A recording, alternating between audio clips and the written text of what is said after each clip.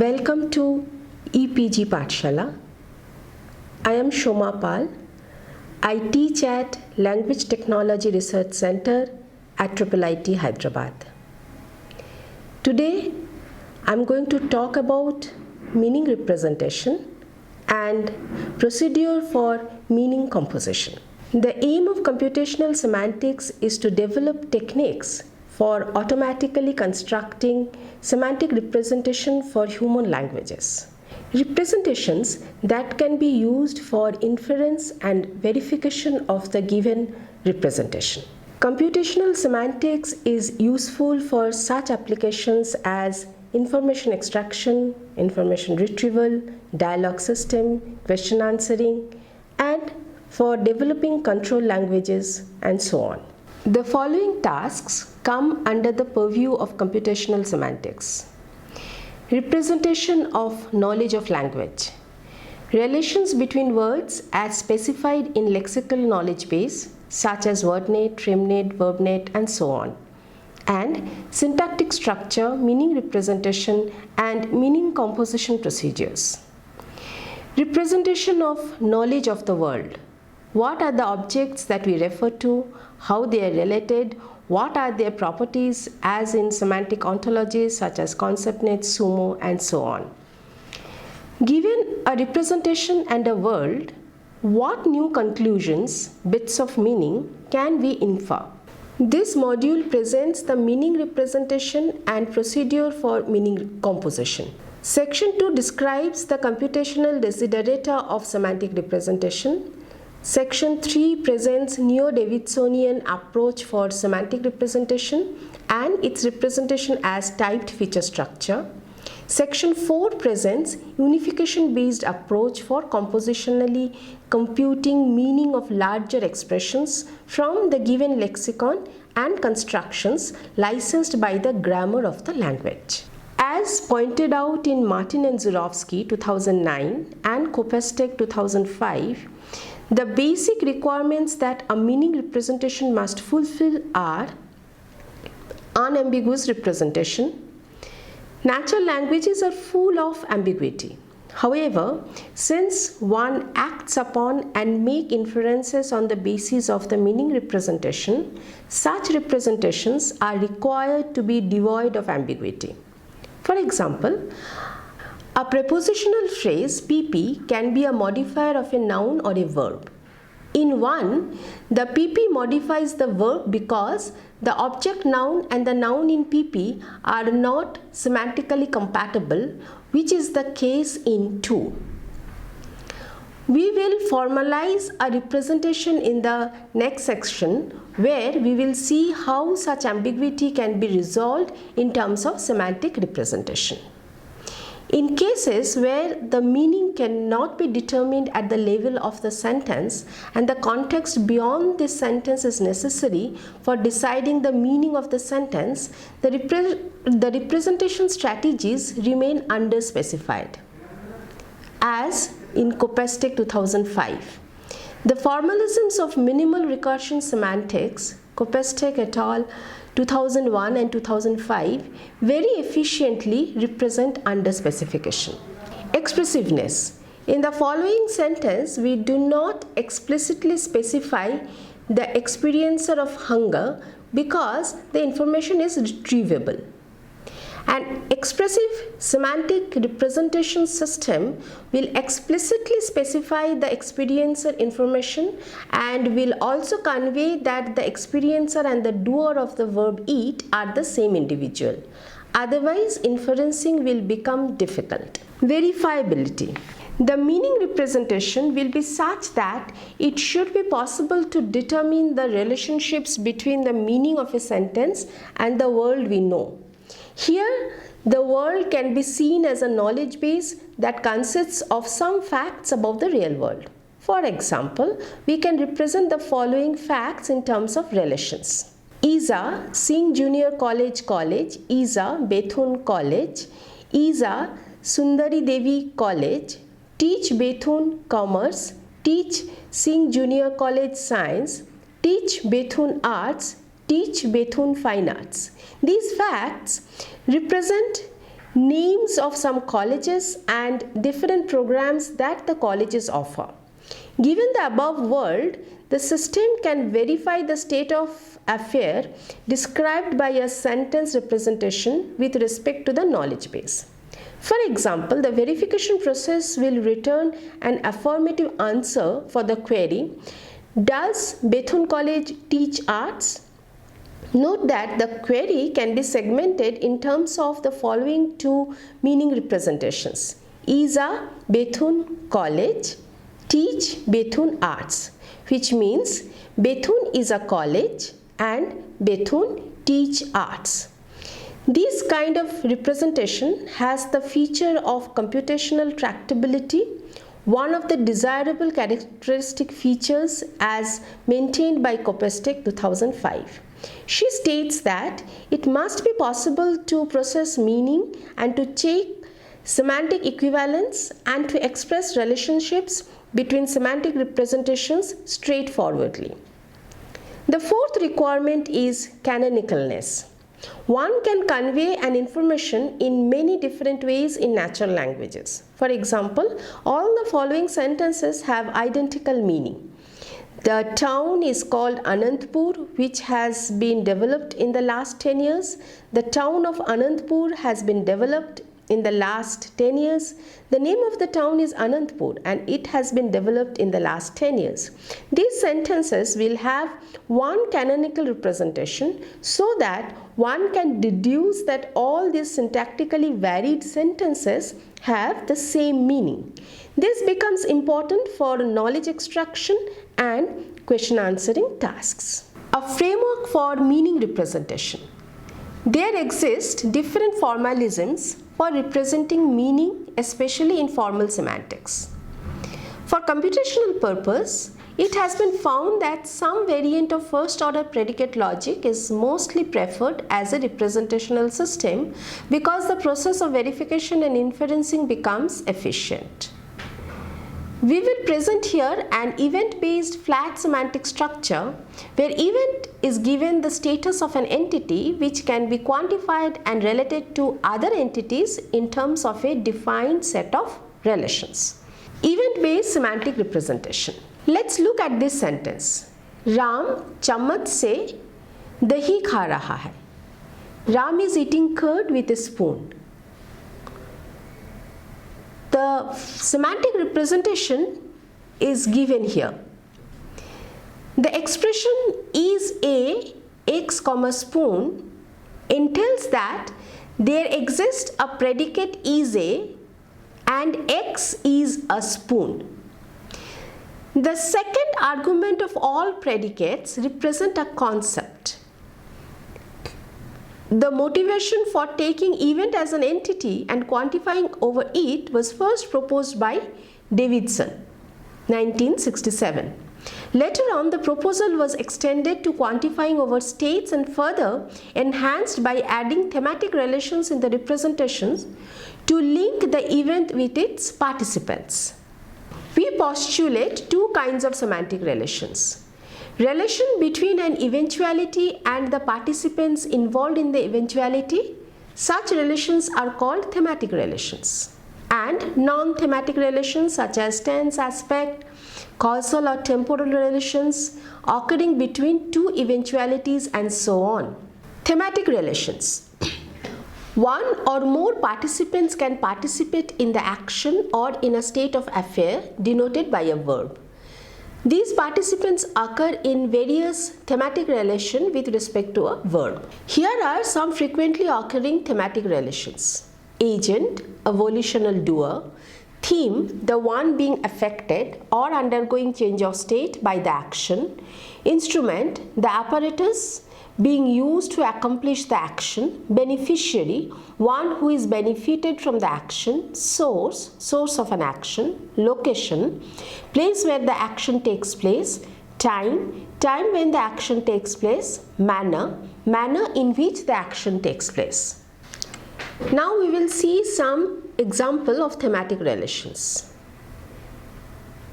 Look at this sentence in English. Ram went to Delhi from Hyderabad by train on Tuesday. He gave Meera an expensive gift in Delhi.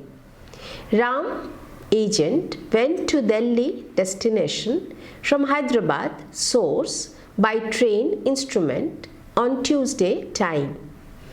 He, agent, gave Meera, beneficiary, an expensive gift theme in Delhi location. Here is a sentence in Hindi. Ram train से मंगलवार को हैदराबाद से दिल्ली गया। उसने दिल्ली में मीरा को एक कीमती तोहफा दिया। राम एजेंट ट्रेन से इंस्ट्रूमेंट मंगलवार को टाइम हैदराबाद से सोर्स दिल्ली डेस्टिनेशन गया। उसने एजेंट दिल्ली में लोकेशन मीरा को बेनिफिशियरी एक कीमती तोहफा थीम दिया।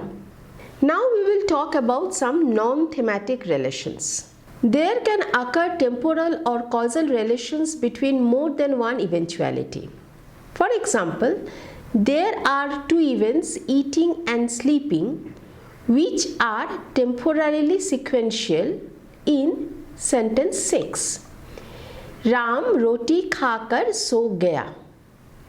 The formal representation of this sentence can be seen here.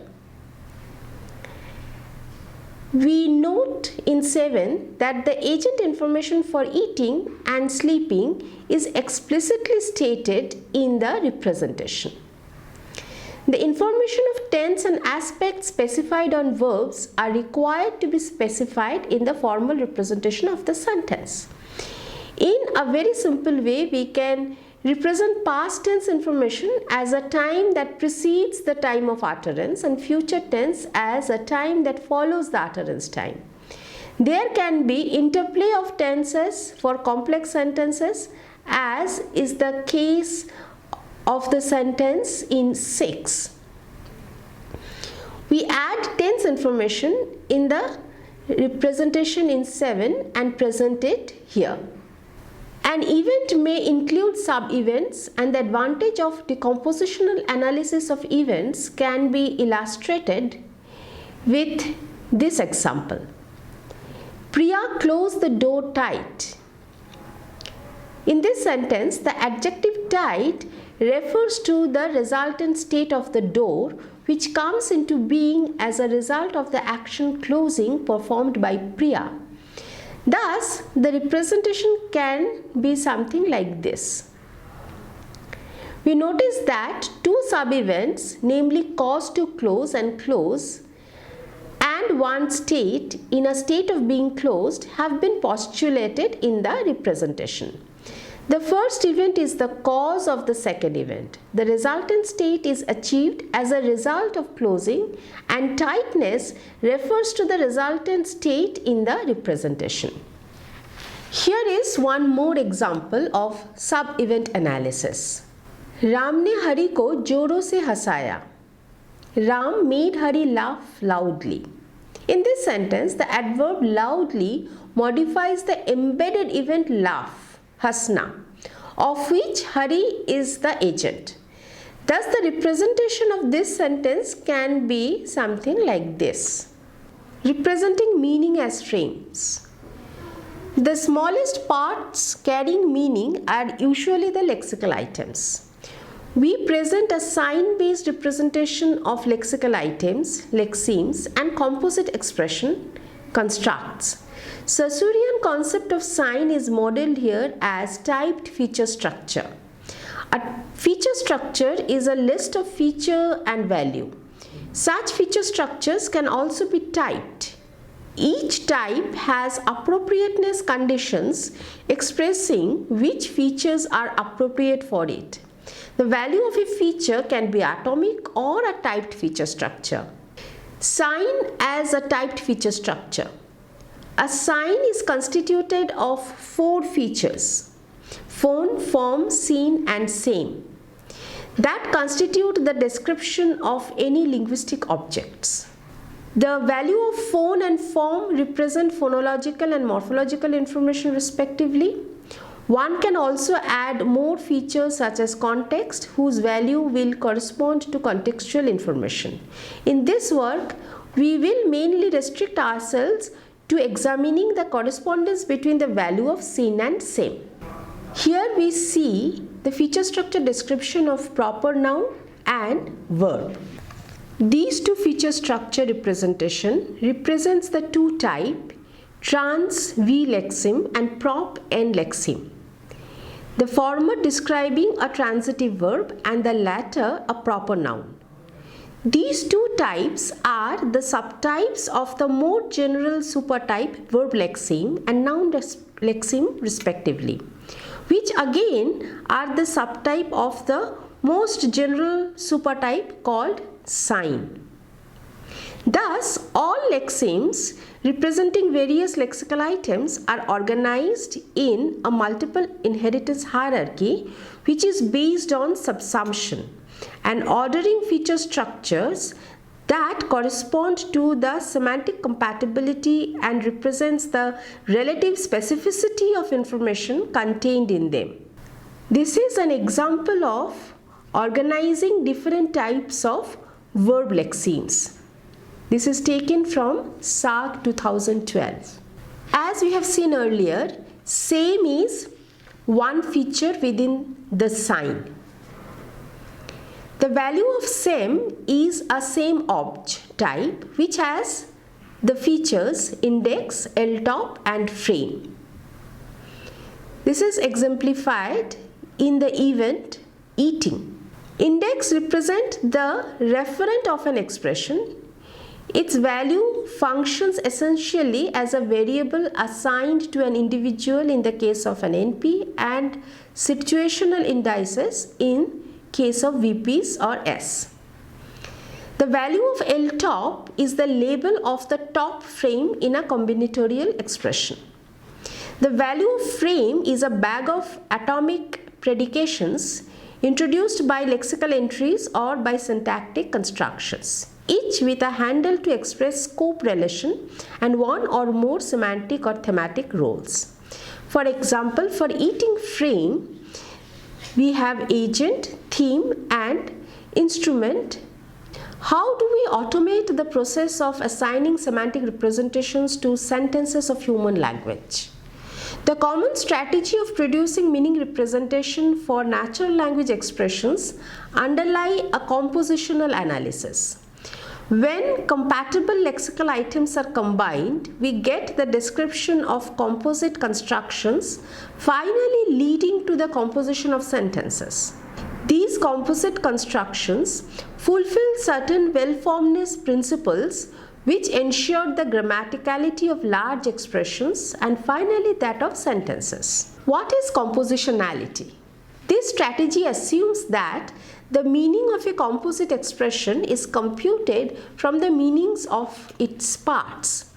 When compatible lexical items are combined, we get the description of composite constructions, finally leading to the composition of sentences.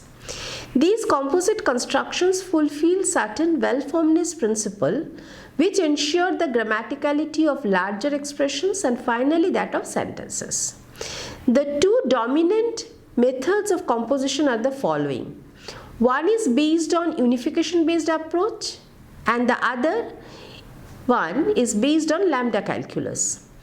We will examine in this paper a unification based approach of composition. Unification as a well-formedness constraint checking operation. Unification is an operation that amalgamate compatible partial information and result in well-formedness composite syntactic construction of larger phrases. We will now examine the syntax semantics composition of a very simple sentence, Ram daudega, Ram will run. The verb daur, run, has a requirement of one argument, an agent who runs. The feature structure description of the lexeme daur is given here. The inflected word form daudega, will run, is derived from the lexeme daur. The output of the inflection rule is represented here. We observe that a word has two features, mtr and daughters. Mtr stands for mother and dtr stands for daughters. The value of daughters can be a list as is required for multi-word expression. We observe that the representation of daudega is a combinatorial construction that has a mother and daughter feature. Given a verbal lexeme, the inflectional rule can construct a verbal word meeting the following conditions. The word's sin value is identified with that of its lexeme daughter. Thus, it specifies that the verb form, that is VF value of an inflected verb of this type is finite, ensuring that it is a finite verb. Second, the word's frames list includes that of the lexeme, but it also includes an existential quantifier binding a situation index, the bound variable BV, restricted to future time. This index is also identified with the situation index specified in the lexeme's frame. Note that the label of fut fr is identified with the restriction value of some frame, which conveys that the scope of the quantification is restricted to future time. In other words, it implies that the action of running takes place in some future time. We also note that the value of LTOP of the combinatorial construction is the label of the node at the top of the semantic tree. In this case, this corresponds to the quantifier. Once all word forms are formed, one can apply syntactic rules that ensures unification of the compatible words. For example, the rule or constraint that licenses the sentence structure under consideration identify the sin and same value of the subject with the valence requirement of the verb, as shown through reentrances here. The verb's lexical entry imposes both syntactic and semantic constraint on the syntactic and semantic feature of the subject via simple unification. The principles of semantic composition in phrase structure rules can be stated and implemented following the definition of Kopestek 2001. 1. The value of frames for a mother phrase is the result of appending the frame value of all its daughters through merging performed by unification. 2. The value of LTOP on the mother of phrase is identified with the LTOP of its semantic head daughter, or the one which the head is restricted to, where each phrase type uniquely determines which of the daughters is the semantic head. All remaining particulars about the semantics of a phrase is determined by the reentrances for semantic attribute specified by the phrase or by the signs which unify in as daughters of the phrases. Now we will see how modification is treated in unification. There are two kinds of modifiers, intersective and scopal. Ravi tez daurega. Tez is an intersective modifier. Ravi shayad tez daurega. Shayad is scopal in nature. We introduce a feature select in the category type of modifiers such as adjective and adverb. The modifiers select the head that they modify via the feature select as shown here. The seen feature of the adverb lexeme tez has one feature cell, that is select. The value of select is given as a verb phrase, which states the constraint that an adverb modifies a verb. When an intersective adverb selects a verb, the semantic composition results in this way. The label of the modifier and the modified head are the same. The LTOP of the composed construction and that of its head are equated. The arg value of the modifier is the index value of the head daughter. The LTOP value of the scopal modifier are inherited by the LTOP of the composite construct. This implies that the modifier is the semantic head of the whole expression. This also entails that After resolution, the adverb outscopes the syntactic head of the expression. This module has given an overview of a meaning representation schema, namely event semantic representation, and a unification based approach to meaning composition.